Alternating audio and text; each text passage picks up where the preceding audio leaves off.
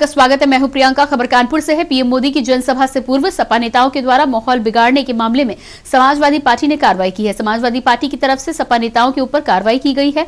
सपा प्रदेश अध्यक्ष नरेश उत्तम ने पत्र जारी कर घटना करने वाले सपा नेताओं को पार्टी से निष्कासित किया।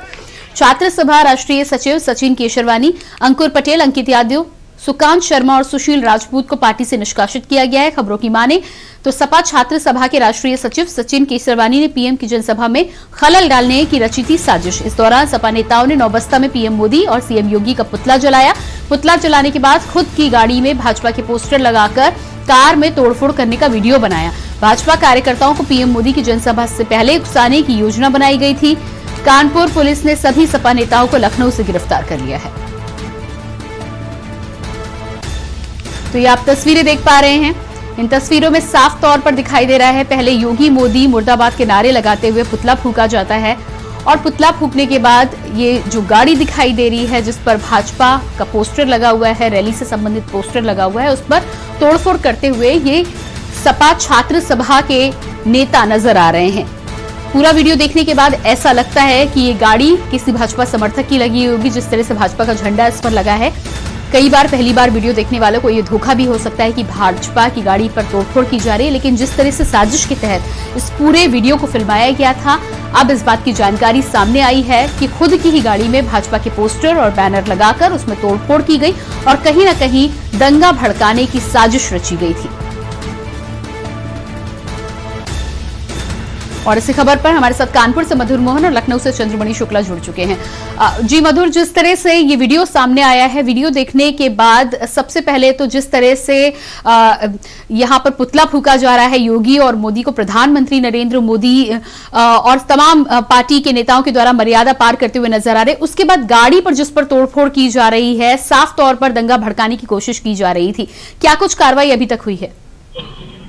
जी बिल्कुल, कल कानपुर में प्रधानमंत्री नरेंद्र मोदी जो रैली थी उसको लेकर सपा कार्यकर्ताओं ने एक साजिश रची थी बवाल करवाने की, दंगा करवाने की, जो कि नवस्ता बम्बा में सपा कार्यकर्ताओं ने 5 सवा कार्यकर्ता थे, उन्होंने पहले एक सीएम का और प्रधानमंत्री पुतला फूंका। उसके बाद वहां पर एक कार आई, कार में आगे प्रधानमंत्री पोस्टर लगा था और पीछे योगी जी का पोस्टर लगा था। उसमें ताबड़ तो उन्होंने पथराव कर दिया और पूरे उसको शीशे तोड़ दिया, जिससे ये जाहिर हुआ कि सपा कार्यकर्ताओं ने भाजपा की गाड़ी में पथराव किया, तोड़ दिया, जिससे बवाल बढ़ गया। उसको अपना बना के वीडियो सोशल मीडिया में वायरल किया।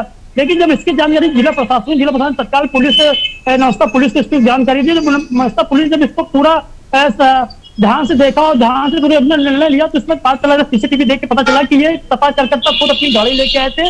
अपनी गाड़ी में उन्हें एक सोची समझी साजिश के तहत ये पूरा कार्यक्रम किया गया था, पूरा ये किया गया जिससे बवाल हो, लोग देखे सोशल मीडिया में।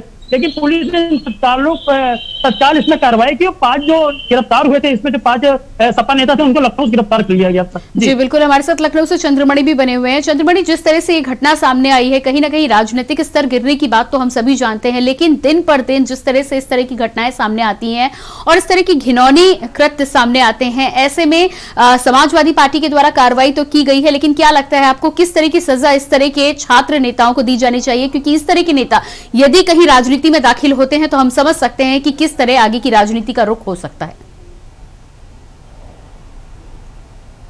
जी बिल्कुल, अगर बात करें कि झूठी चर्चा पाने के लिए, झूठी पब्लिसिटी पाने के लिए लोग इस तरह के कृत्य करते हैं। उन्हें लगा था कि इस तरह का वीडियो वायरल करेंगे जिसकी चर्चा होगी कि समाजवादी पार्टी के कार्यकर्ताओं ने इस तरह की घटना की, उसके बाद में राष्ट्रीय अध्यक्ष से भी शाबाशी मिल सकती है, पर ऐसा हुआ नहीं। राष्ट्रीय अध्यक्ष ने नाराजगी व्यक्त की और उन सभी कार्यकर्ताओं को जो छात्र सभा के एक पद पर सचिन केशरवानी थे उनको भी निष्कासित कर दिया गया। तो अब घटना पर जाते हैं तो ये घटना एक बड़ी घटना हो सकती थी, क्योंकि 50 किलोमीटर की भी दूरी नहीं थी। एक तरफ अखिलेश यादव की विजय यात्रा चल रही थी और दूसरी तरफ प्रधानमंत्री की रैली थी, एक बड़ा कार्यक्रम था और दोनों की रैलियों में 50 किलोमीटर की भी दूरी नहीं थी। तो इस तरह के जो वीडियो आए थे उसके बाद में भाजपा कार्यकर्ताओं में भी गुस्सा हो सकता था और समाजवादी पार्टी के कार्यकर्ताओं में को लेकर भी संघर्ष हो सकता था। लेकिन गनीमत रही कि इस तरह का कोई अनुवाद नहीं फैला। लेकिन ये बात जरूर कही जाएगी कि ये राजनीति का गिरता हुआ स्तर है कि झूठी लोकप्रियता हासिल करने के लिए लोग इस तरह के वीडियो बनाते हैं और वायरल करते हैं और आम लोग इसे देखकर आक्रोशित होते हैं। तो उनको भी ध्यान रखना चाहिए कि जब इस तरह के वीडियो आए तो उनको ध्यान से देखें और समझें।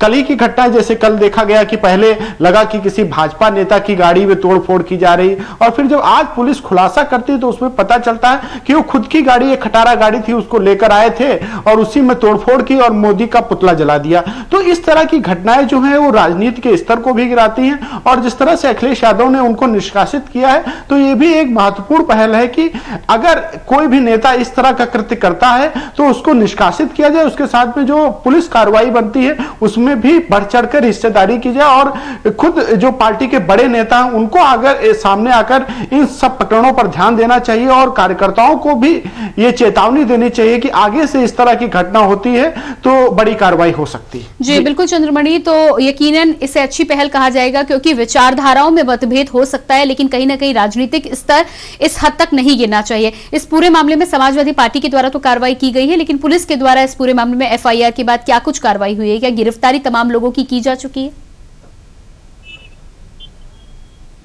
जी, पुलिस ने आज सभी को गिरफ्तार किया है और उसके साथ ही में खुलासा भी किया है कि उनके साथ में वो चीजें बताई हैं कि किस तरह से घटनाक्रम हुआ था। उसको लेकर आज प्रेस कॉन्फ्रेंस भी हुई थी, उसमें सारी चीजों को बताया गया। लेकिन अगर महत्वपूर्ण बात की जाए कि जो राजनीति को लेकर इस तरह की घटनाएं होती हैं उसको पुलिस को भी सतर्क रहना पड़ना चाहिए। और जिस तरह से पुलिस की बात करें, अगर ट्विटर और इस तरह की जो जगहों पर इस तरह के वीडियो जो वायरल होते हैं उन पर तुरंत सतर्कता के साथ में इस तरह की जो गतिविधियां होती हैं उनको रोकना चाहिए। और निश्चित तौर से कल पुलिस की तारीफ जरूर करनी होगी क्योंकि जिस तरह से सिर्फ 50 किलोमीटर की दूरी थी दोनों पार्टियों के बड़े कार्यक्रम को लेकर, तो पुलिस की सतर्कता जरूर रही कि कोई इस तरह की घटना नहीं हुई या अलोकप्रिय घटना नहीं हुई, लेकिन बड़ी घटना हो सकती थी क्योंकि भारी जनसैलाब अखिलेश यादव के साथ भी रहता है और भारी जनसैलाब भाजपा के साथ भी रहता है। जी बिल्कुल चंद्रमणि, तमाम जानकारी के लिए आपका बहुत बहुत शुक्रिया। मधुर, आपका भी बहुत बहुत शुक्रिया। तो कानपुर में कल जिस तरह की घटना हुई थी उस पे बाद समाजवादी पार्टी की तरफ से